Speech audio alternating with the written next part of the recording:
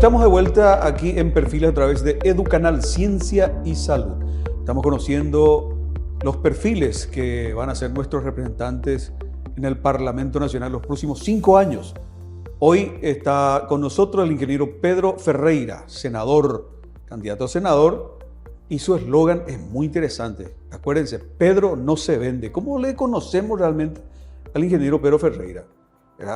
Si vamos hurgando, por ejemplo, en Google, ponemos Pedro Ferreira y va a salir todos los grandes, las luchas que ha tenido a su favor en beneficio de nuestra gente. Y eso es muy importante saber los perfiles. Ingeniero, usted que estuvo en la ANDE, se le conoce como Pedro Ferreira, de la ANDE, Pedro Ferreira, de IPS. Son dos distinciones que la gente te recuerda así, sí. pero así, clarito, sin muchos rodeos, ¿verdad? ¿Es posible bajar las tarifas de la ANDE ahora que ya pagamos toda la deuda? La gente está esperando que ocurra un milagro. ¿De quién depende que baje la ANDE? Y si usted llega a ocupar ese cargo como senador, ¿qué tipo de impulsos tendría o cómo harías que eso pueda contribuir también para que las tarifas de la ANDE puedan llegar a bajar? Interesante. Bueno, primero, si se va a bajar o no la tarifa, depende de que se tengan los recursos. Entonces, lo primero que tenemos que pelear entre todos es para que el beneficio de haber terminado de pagar la deuda de Itaipú, en este caso, realmente venga al Paraguay. Y ese beneficio puede ser, la deuda que se estaba pagando era $2.090 millones al año. Para que se tengan en cuenta, la ANDE factura más o menos $800 millones al año a todos nosotros, en baja tensión. O sea, realmente, para ser franco, si llegan los 1.000 millones al Paraguay, podríamos tener toda energía gratis. Pero yo no soy populista y encima está mal eso. Claro, que se le dé gratis. No, nada tiene que ser gratis. Y tampoco tiene que ser gratis para las personas que tenemos recursos para pagar. No está bien. Y voy a explicar mi razonamiento. Primero, pongámonos de acuerdo en que vengan los 1.000 millones primero.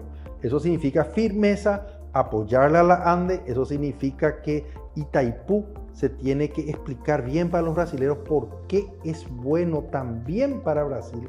Hay que aprovechar que allá está Lula ahora. Y voy a primero enfocarme en esa parte, en conseguir los recursos. Fíjense, estuvimos hablando de la corrupción y parecería que está desconectado. Pero Lula, hace 3 semanas atrás, el presidente Lula dijo: yo quiero negociar con respeto con el Paraguay. ¿Y por qué usó la palabra respeto? Respeto. Yo pensé mucho en respeto. Y de lo que yo he visto, lo que pasa es que nosotros mismos nos faltamos al respeto, tanto en Itaipú como en Yacyretá. Nosotros somos los que andamos haciendo pozo artesiano, empedrado, y nos subimos en la web y repartimos plata de las binacionales a cuanta consultoría, periodista, político, lo que haya por ahí.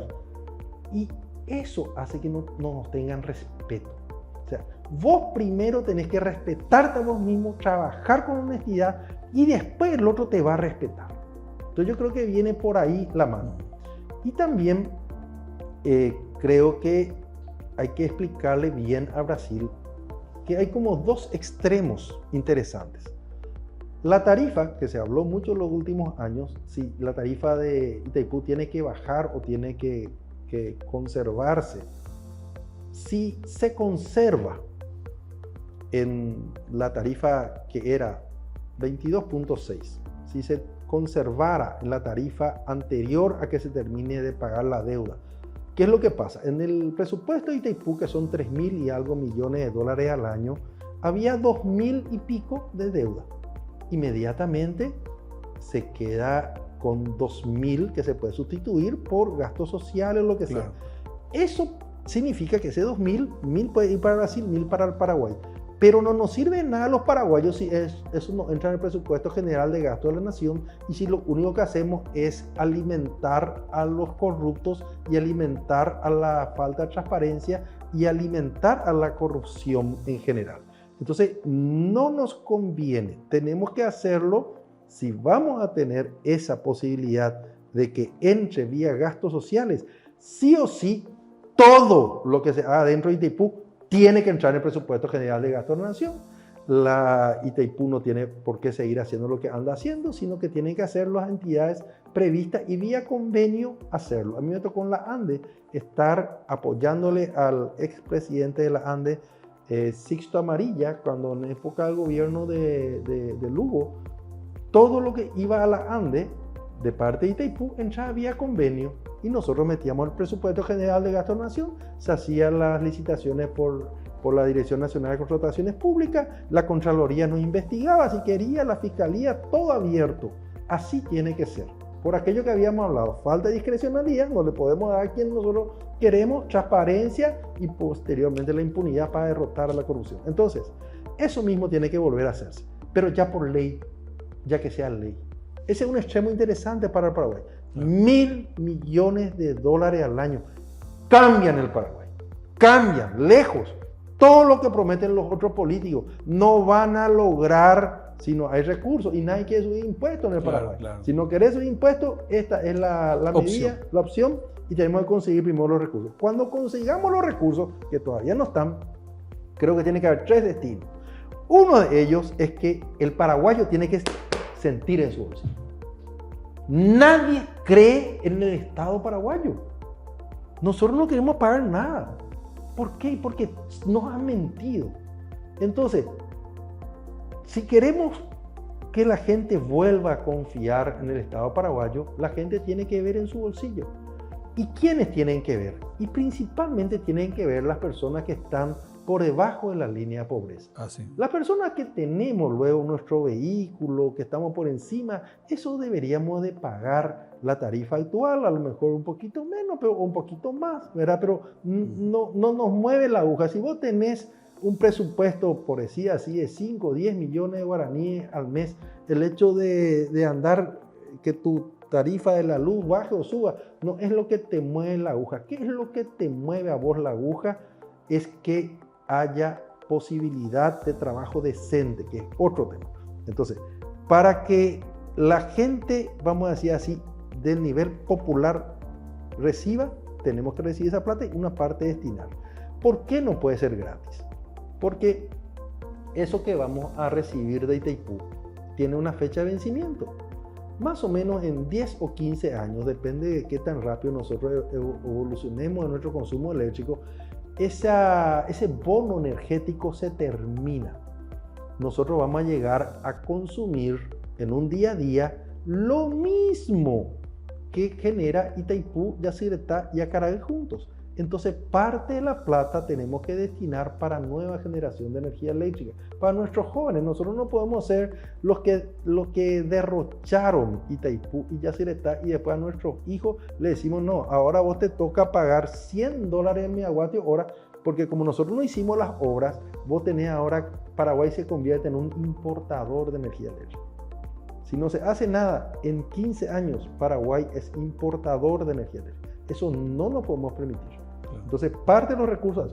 Y la tercera pata es las políticas públicas. ¿Cuáles son las políticas públicas mínimas que tienen que fondearse? Son las políticas que tienen que ver con el sector energético. Por ejemplo, movilidad eléctrica.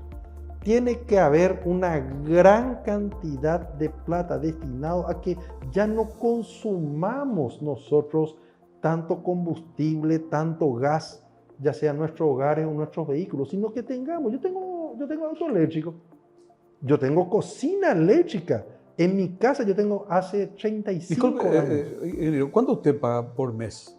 Pero 500.000 por ahí, está mi celular. Yo conozco a gente que no está a la altura suya y está pagando los 600.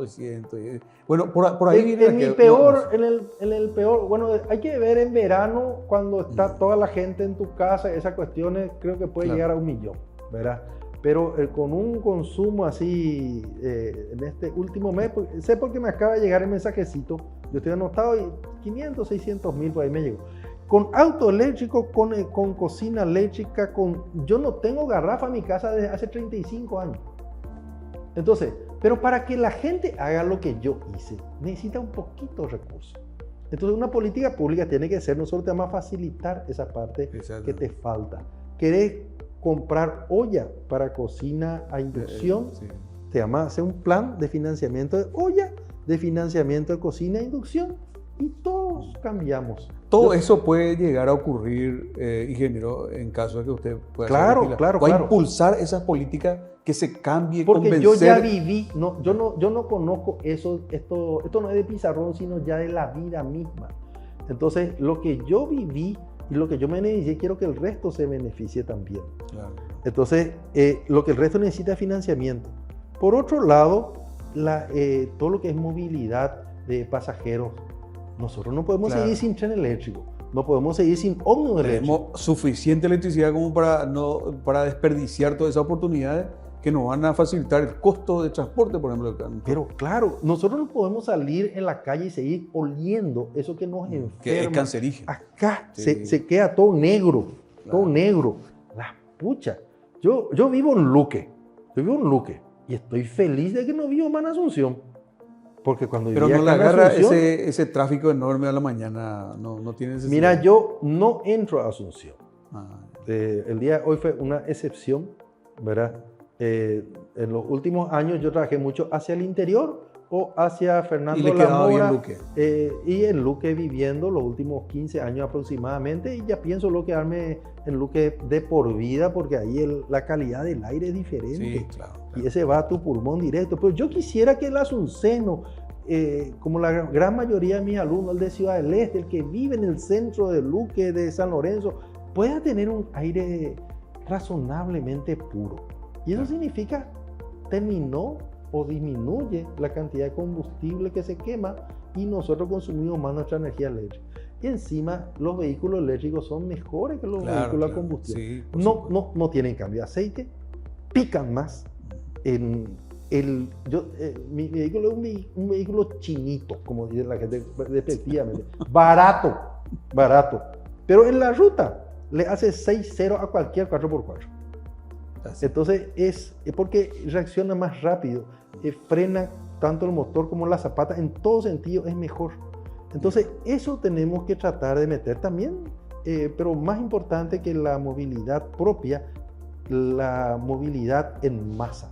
No podemos seguir creciendo cada vez más grande en la ruta, y resulta que es más barato pagar un tren eléctrico, pagar un ómnibus eléctrico como la gente. Cualquiera de ustedes que se va al trabajo va a ver que si se va en vehículo, va a ver que la mayoría de la gente se tiene que andar movilizándose en moto o en vehículo propio. Y eso tiene que cambiar. Claro, como en otros países, en Estados Unidos, por ejemplo, hay horas que vos no podés viajar solo en el vehículo. De tal hora a tal hora tenés que viajar entre 2 o 3 personas, o si no, te multan. Eso justamente para controlar la cantidad de vehículos que puede ingresar dentro de una ciudad. Pero así es. Yo creo que eso estamos lejos todavía. Entre otras políticas públicas. Sí. Eso es un poco para cerrar el tiempo. Eso es que se conserva el presupuesto de Itaipú con la tarifa histórica. Si al contrario, si el Brasil dice no, yo quiero que baje, se puede dar el escenario. Sí. Ya está totalmente construidas las 2 líneas de 500 kb entre Itaipú y Iguazú, que fue una iniciativa cuando yo era presidente de la ANDE. Se terminó, estuve yo ahí hace unos días para verificar, para no hablar pavada como mucha gente habla, me fui a verificar exactamente, ya está en servicio. Entonces, ¿qué significa eso? Que nosotros le podemos decir a Brasil, cosa que no podíamos hacer hace 4 años, nosotros le podemos decir, ¿sabes qué? Si vos no querés mi energía, ¿qué significa no querés? No querés pagarme un precio justo, entonces yo ya consumí todo en el Paraguay. ¿Y sabes qué? Vos te quedaste sin nada. De balde me querés bajar el precio de la energía paraguaya, porque yo tengo ya forma de consumir. Claro, podés negociar, inclusive exportar. Traer la mayor cantidad de empresas que produzcan empleo decente. Pero por eso también este tema de luchar contra la corrupción y hacer que realmente tengamos un país confiable es clave. Claro. Porque el resto de las políticas a veces no van a ocurrir si la gente no confía en nuestro país y que es previsible. No, ingeniero, perdón, estamos llegando ya al punto final de nuestra presentación el día de hoy. Agradecemos tu presencia y tu condición de patriota, porque eso es luchar contra la corrupción, significa que uno es patriota. Eso yo siempre consideré. Inclusive ahora es el momento de que nos explique, por ejemplo, antes que termine este bloque, qué significa ese casco blanco y cuyo eslogan dice: Pedro no se vende. Bueno, el casco siempre es una señal de seguridad. Ahí está. Y a nosotros en nuestro país falta que el Estado nos dé seguridad, que nos proteja. Y eso yo quiero poner como una política de Estado. En nuestro país nosotros le vemos a un zorro gris y nos escondemos. La autoridad no nos protege, sino en vez de eso nosotros tenemos hasta miedo a la autoridad. Sí. Tenemos que recuperar desde el servicio público el hecho de protegerle a los ciudadanos. Y eso para mí es una lucha. Y por otro lado también, recuerden, soy el único candidato a senador que tiene casco.